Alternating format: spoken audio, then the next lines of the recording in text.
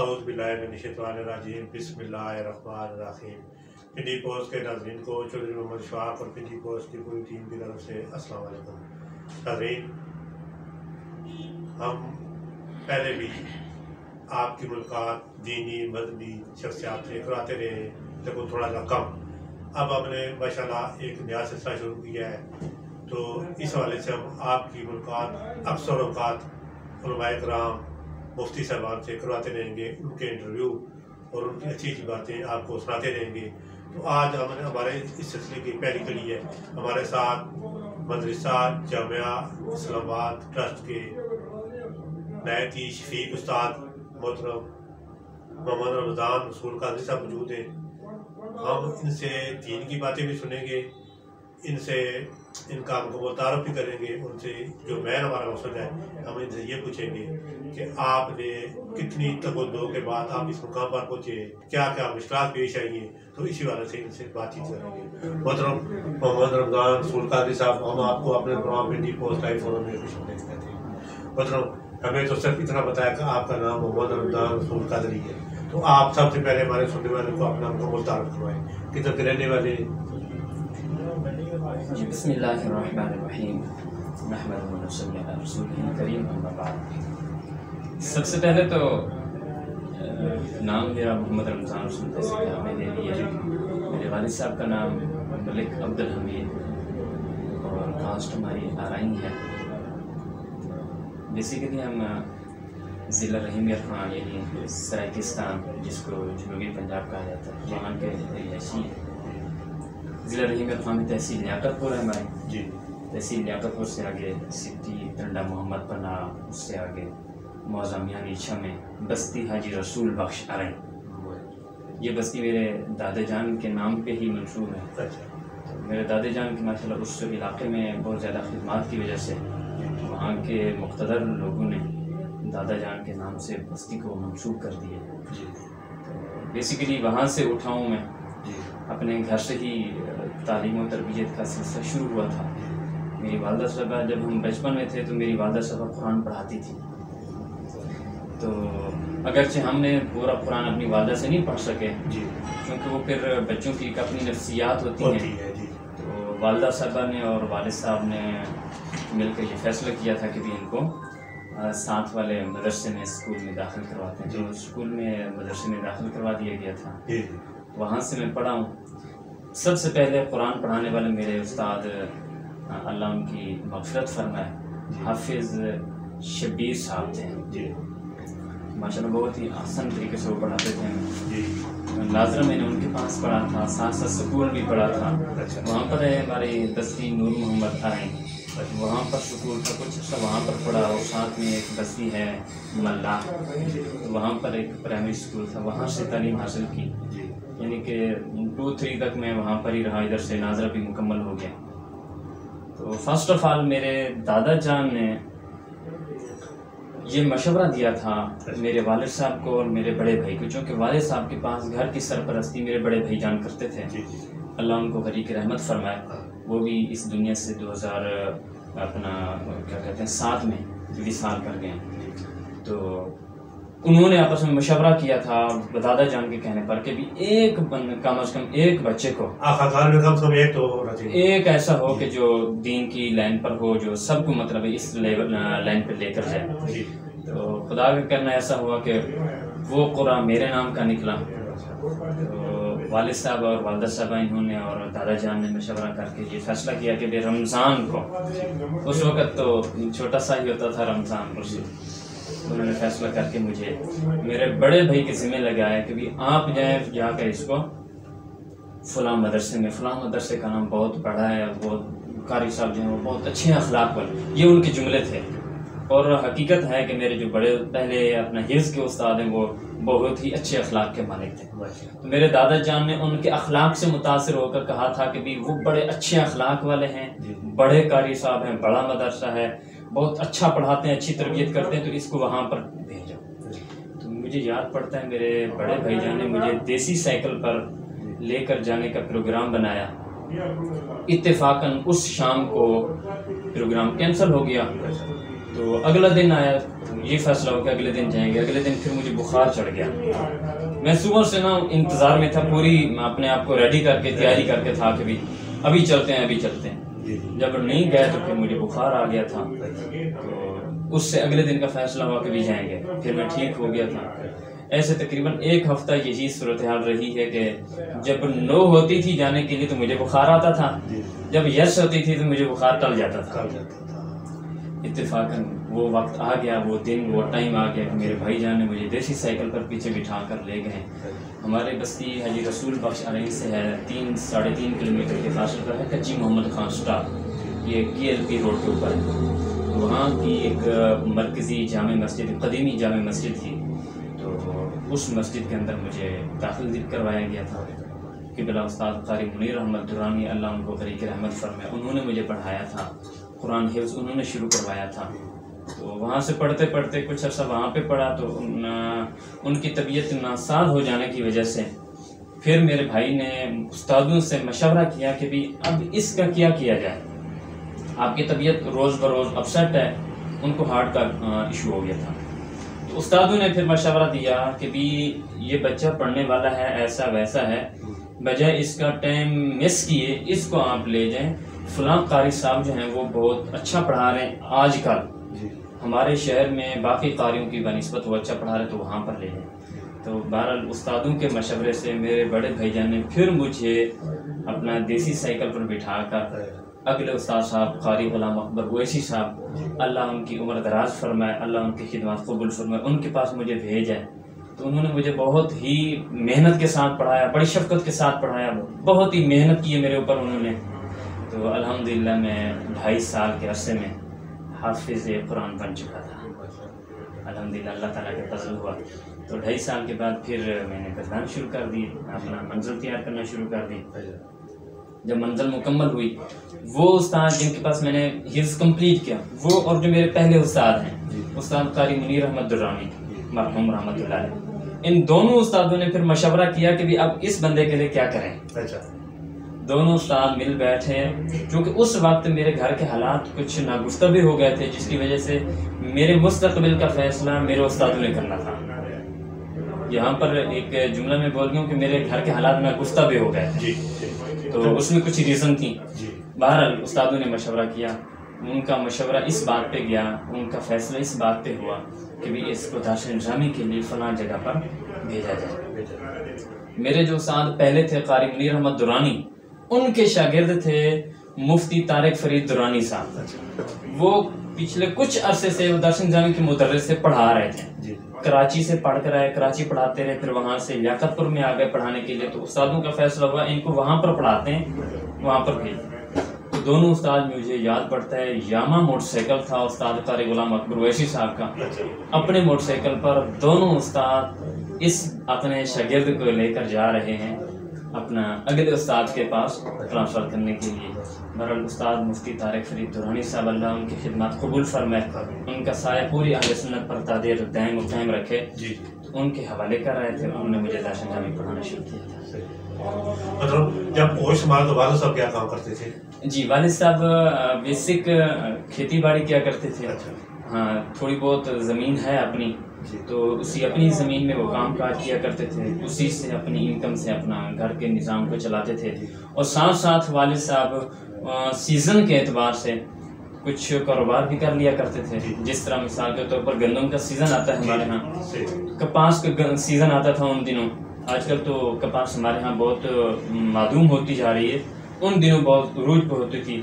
تو کپاس کا بھی سیزن میں بزنس کر لیا کرتے تھے, اور گندم کا بھی کر لیا کرتے تھے. اور زیادہ تر جو انحصار ہوتا تھا وہ کاشتکاری پہ ہوتا تھا. مطلب مدرسے میں جانا, حافظ بننا, اس کے بعد مفتی بننا, درس نبوی کرنا, اس پورے کام میں پورے عمر میں کتنا عرصہ لگا؟ جی یہ میکسیمم 2000 سن کی بات ہے. سن 2000 سے میں نے اپنی یوں کہو کہ بھی تعلیمی سفر کا آغاز کیا تھا, اور 2015 میں جا کر میرا دورہ حدیث شریف مکمل ہوا. 2015 میں جو ہی دورہ حدیث شریف مکمل ہوا تو 2016 میں 15 اور 16 یعنی دسمبر اور جنوری میں نے عمرہ شریف بھی کیا تھا الحمدللہ.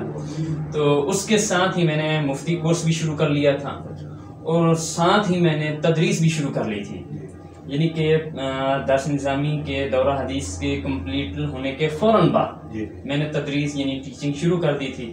2016 میں میری تدریس شروع ہوئی تھی الحمدللہ. اس کے بعد اپنا تدریس جاری ہے ماشاءاللہ. مطلب تھوڑا سا یہ بتائیں، قاری، حافظ، عالم دین اور مفتی، یہ سب چار الگ چیزیں؟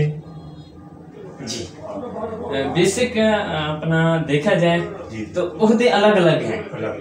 یعنی حافظ کا عہدہ اور ہے، قاری کا عہدہ اور ہے، عالم کا عہدہ اور ہے، مفتی کا عہدہ اور ہے. یہ اگر دیکھا جائے کہ عظمت کے اعتبار سے تو پھر تو سب کی عظمت بلند و بالا ہے، منظور ایک ہی ہے، ٹھیک ہے. لیکن بیسک اگر دیکھا جائے تو ضرور ان کے اندر فرق ہے.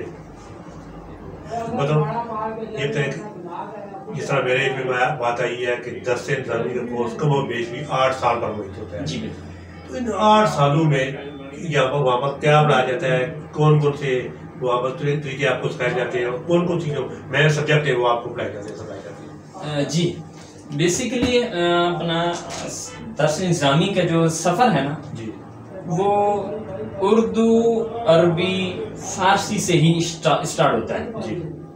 آج کل تو انگلش بھی ساتھ ساتھ ہم نے ایڈ کر لیے. یعنی کہ ہمارے اپنا جو بورڈ ہے تنظیم المدارس اہل سنت پاکستان، تو اللہ اس میں مزید ترقی عطا فرمائے، اس بورڈ نے اب انگلش کو بھی اپنے سلیبس کا حصہ بنا لیا ہے. تو یہاں سے اس کا سفر شروع ہوتا ہے. تو اس سفر کے دوران سب سے پہلے جو زیادہ یعنی کہ مہارت حاصل کرائی جاتی ہے وہ عربی کے لیے، چونکہ ہمارا جو یوں کہو کہ علمی ذخیرہ ہے وہ جس طرح ہمارے ہاں اردو میں ہے تو اس سے کہیں بڑھ کر عربی کے اندر ہے. ہمارا اردو کے اندر بے شمار ہے، کثیر تعداد، لیکن عربی کے اندر ہمارا جو قرآن حکیم ہے وہ بھی عربی میں، جو ہماری احادیث کا مجموعہ ہے وہ بھی سارے کے سارا عربی میں. تو اس لیے مدارس عربیہ کے اندر زیادہ زور عربی کے اوپر دیا جاتا ہے، اور پھر اس کے اندر کئی علوم پڑھائے جاتے ہیں، ایک سے زیادہ علوم پڑھائے جاتے ہیں. ایک ہی چھت تلے ماں باپ کی نگرانی میں بہن بھائیوں کے ساتھ ایک ہی چھت تلے جو زندگی گزری ہے اسے والے سے تھوڑا بتائیں. جی وہ بہت ہی خوشگوار لمحات ہوتے تھے کہ ماں صاحبہ بھی تشریف فرما ہوتی تھیں اور بھائی بھی بیٹھے ہوتے تھے، بہنیں بھی بیٹھی ہوتی تھیں. الحمدللہ ہم 5 بھائی تھے اور 2 بہنیں سگی اور 5 سگے بھائی تھے. اور اتفاقاً یہ بھی بتاتا چلوں کہ میرے والد صاحب کی 2 شادیاں تھیں، تو اس وجہ سے پھر ہمارے ایک ستیلا بھائی ہے، ایک ستیلی بہن بھی ہے. اگرچہ ہم ان کو ستیلا نہیں کہتے، ہم ان کو حقیقی ہی کہتے ہیں. تو باپ کی طرف سے ہمارے وہ بھائی ہیں، بہن ہیں. تو اس طرح کر کے ہم ایک ہی چھت میں جب رہتے تھے بہت ہی لطف آتا تھا. مجھے یاد پڑتا ہے کہ اماں حضور کھانا بناتی تھیں، اور کھانا بناتی تھیں آلو کا کھانا بناتی، اور آلو ہمیں اوپر سے ملتے تھے، یعنی والد صاحب کی طرف سے اپنا 3 آلو 4 آلو. تو ماں جی ان کو چھوٹا چھوٹا کاٹ کے بہت ہی اچھے شوربے میں تیار کرتی تھی، اور پھر 2 3 ٹکڑے دیتی تھیں. اور ان کو پتہ ہوتا تھا کہ میرا یہ بیٹا جو ہے یہ 3 آلو پہ اکتفا کرنے والا نہیں ہے، اس نے اور آلو مانگنا ہے. شوربے کا مسئلہ نہیں بنتا تھا. شوربہ اماں حضور ویسے بھی زیادہ بناتی تھیں، کیونکہ پڑوسیوں کو بھی کیا کہتے ہیں کہ بھی بھیجتی تھیں کٹورا. اس وقت دیا جاتا تھا، اب نہیں. اب معلوم ہو گیا بہت زیادہ. جو پہلے والے رسوم تھے، پہلے والے جو طور طریقے تھے، اب بہت زیادہ چینج ہو گئے ہیں. تو اگرچہ ان کے اندر بڑی برکتیں تھیں، اب ہم ان برکتوں سے محروم اگرچہ ہو گئے ہیں، تو ان کی برکتیں ضرور.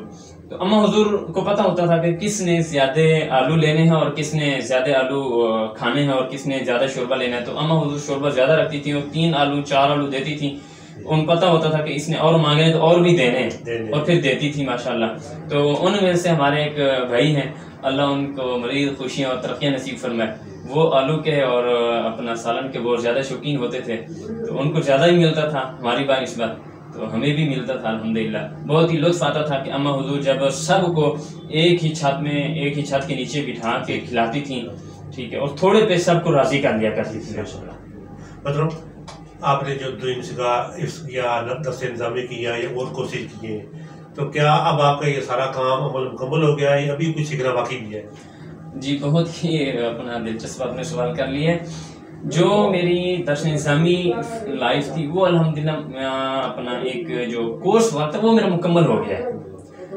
اب اس کے بعد میں نے وہاں پر سٹاپ نہیں کر لیا تھا، کیونکہ میرے جو استاد تھے نا، جنہوں نے میرے مستقبل کے فیصلے کیے اور جنہوں نے مجھے مستقبل کے لیے راہیں دکھائیں، انہیں مجھے یہ نہیں کہا کہ بس صرف آپ کی درس نظامی ہی منزل ہے. نہیں، وہ اقبال کی طرح انہوں نے کہا اس منزل سے آگے منزل اور ہے آپ کی. تو انہوں نے پھر ہمیں اپنا ماسٹر ڈگری کی منزل دکھائی. الحمدللہ میں نے درس نظامی اپنا مکمل کرنے کے بعد 2018 میں نے اپنا کیا کہتے ہیں اسلامیہ یونیورسٹی بہاولپور سے ماسٹر شروع کر دیا تھا. 2020 میں میری ماسٹر ڈگری کمپلیٹ ہوئی بہاولپور اسلامیہ یونیورسٹی سے. تو اس کے بعد اپنا استادوں نے کہا کہ یہاں پر سٹاپ نہیں کرنا بیٹا، آگے منزل اور ہے. تو پھر آگے استادوں نے ایم فل کا راستہ دکھایا. ایم فل میں نے 2021 میں اسٹارٹ کر لیا تھا. تو 2021 سے اب تک میری ایم فل جاری ہے، تو جس میں اپنا 2 سیمسٹر میرے کمپلیٹ ہو چکے ہیں، 3rd سیمسٹر میرا جاری ہے. ہاں، اس میں اب ریسرچ ورک کر رہا ہوں الحمدللہ. یعنی ابھی آپ رکے نہیں، ابھی جاری ہے؟ ابھی جاری. میں اپنے اسٹوڈنٹس کو یہی کہتا ہوں کہ بھی آپ میں سے کوئی بھی اسٹوڈنٹ یہ نہ سوچے کہ میں نے صرف درس نظامی ہی پڑھنی ہے، میں نے صرف اس مدرسے کی تعلیم ہی حاصل کرنی ہے. نہ جس طرح ہمارے استادوں نے ہمیں راستے دکھائے ہیں تو ہم آپ کو راستہ دکھاتے ہیں. راستہ دکھانا ہمارا کام ہے، چلنا آپ کا کام ہے، مدد کرنا میرے مالک کا کام ہے. آئندہ کا کیا پلان ہے؟ جی آئندہ کا پلان بہت ہی کچھ منفرد حیثیت رکھتا ہے. میرا پلان وہ اس طرح کہ جہاں پر میں اب تدریس کر رہا ہوں، یعنی کہ استاذی و استاد العلماء ابشار علم حکمت پروفیسر ڈاکٹر پیر مفتی محمد ظفر اقبال جلالی صاحب، اللہ ان کی خدمات قبول فرمائے، ان کو مزید کامیابیاں عطا فرمائے. ان کے زیر سایہ میں ان کی ہی برانچ، ان کے ہی جامعہ میں تدریس کر رہا ہوں. تو اب سب سے پہلے تو یہی ہے کہ ایک ورکر کی حیثیت سے ان کے جامعہ میں رہ کر جامعہ کی تعمیر و ترقی میں اپنا حصہ ڈالتا رہوں گا اور اپنے آپ کو ورکر کی حیثیت سے پیش کر کے خدمات سر انجام دیتا رہوں گا. اور جامعہ کی تعمیر و ترقی میں، جامعہ کی خوشحالی میں، جامعہ کو آگے بڑھانے میں ہر ممکن کردار ادا کرنے کو ہر وقت میں تیار ہوں. اور یہی وجہ ہے کہ دن ہو یا رات، سردی ہو یا گرمی ہو، میں نے کبھی بھی بلا وجہ اپنے جامعہ میں پڑھانے کے لیے چھٹی نہیں کی، ناغہ نہیں کیا. میرے اسٹوڈنٹ مجھے کہتے ہیں استاد جی آج تو اتنی زیادہ بارش تھی، آپ چھٹی کر لیتے. استاد جی آج اتنی بہت زیادہ سردی تھی، آپ نہ آتے، آپ آرام فرماتے. تو میں کہتا ہوں نہیں، یہ میرے استادوں کے قول ہیں، یہ میرے استادوں کے فرمان ہیں جو مجھے گھر میں بیٹھنے نہیں دیتے، مجھے آپ لوگوں کے لیے یہاں پر لے آتے ہیں.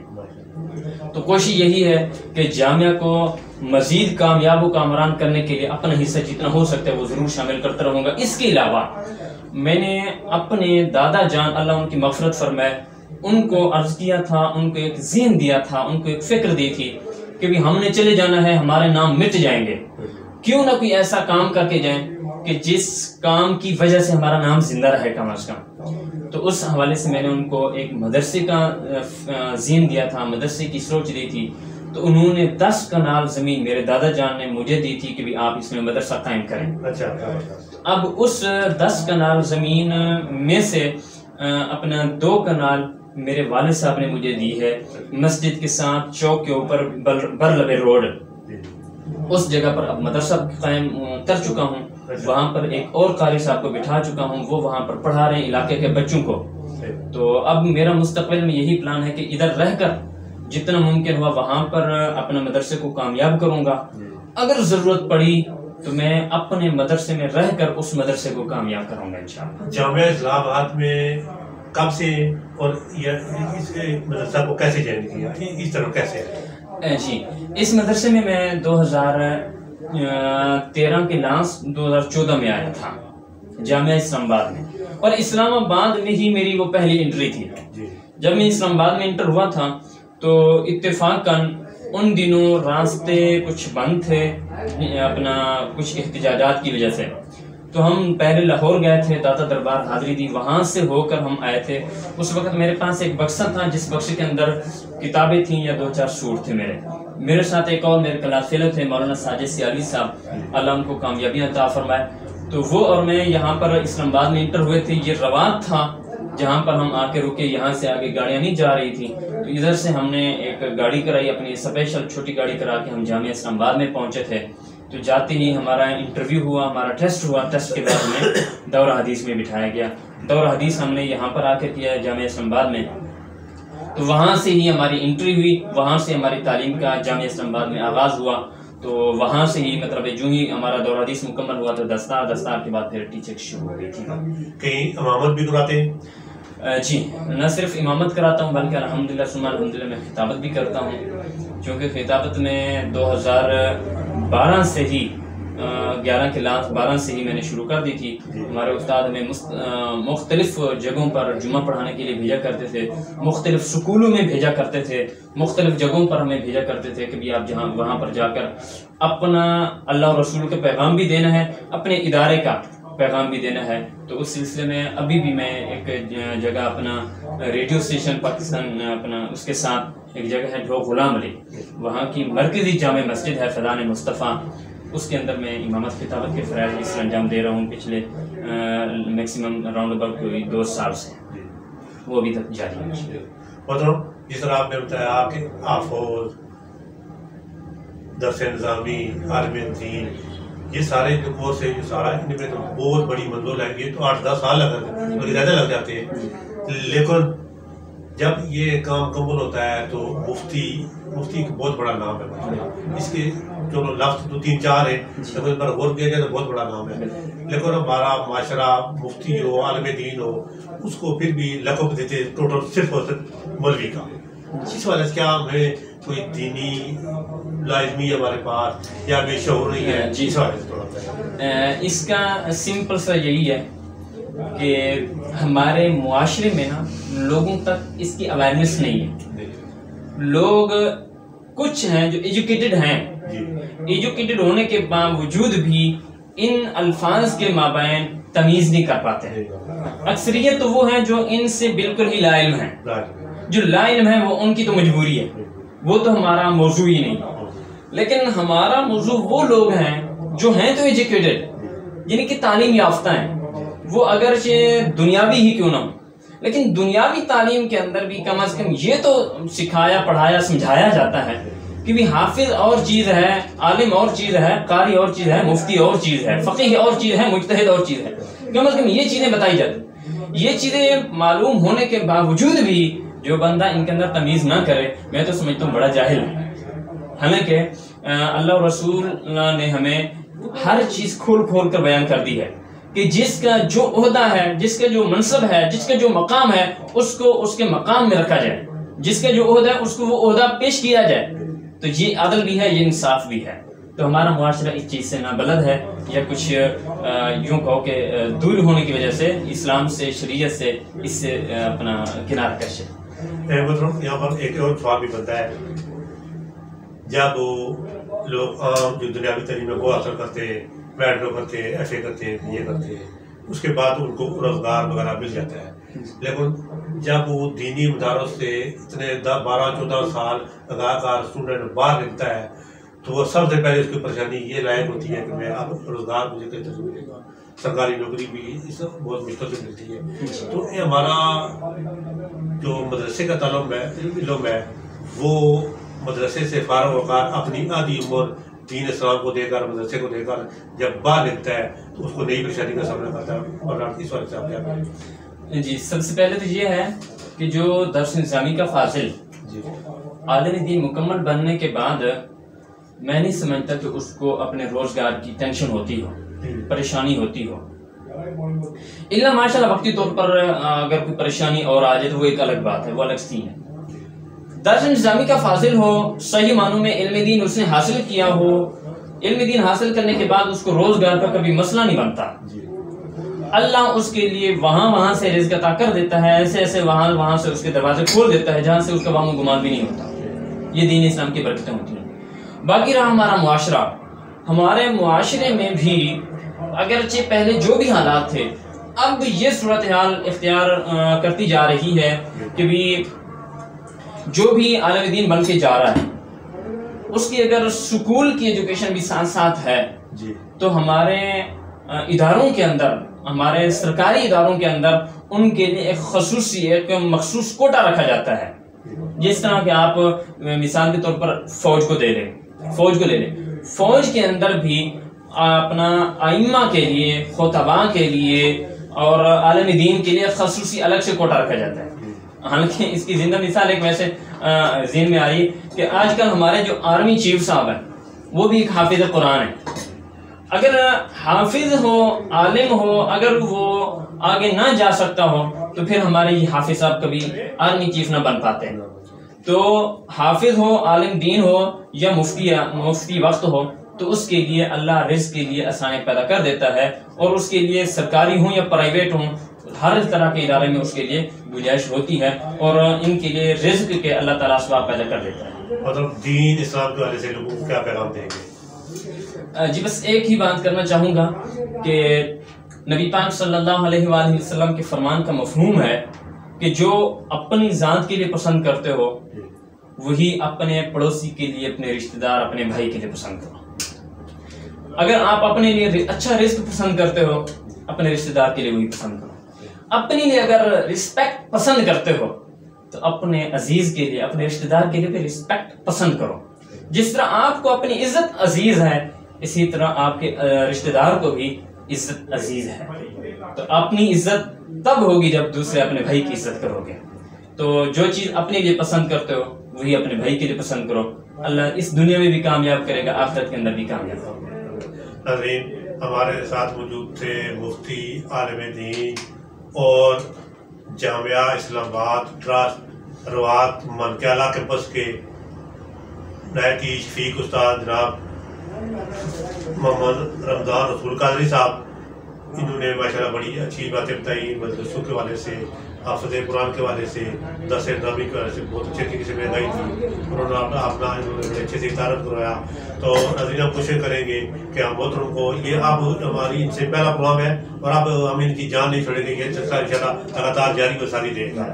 تو ہم بہت جلد دوبارہ آپ سے ملاقات کریں گے، اور ہم آئندہ سے جو سلسلہ شروع کریں گے وہ ان کے ساتھ ہوئے ہوگا کہ ہم مختلف دینی مسائل کے حوالے سے ان سے گفتگو کیا کریں گے. محترم، آپ نے ہمیں وقت دیا، آپ کا بہت بہت شکریہ. ناظرین، اسی کے ساتھ آپ سے اجازت دیں گے. خدا.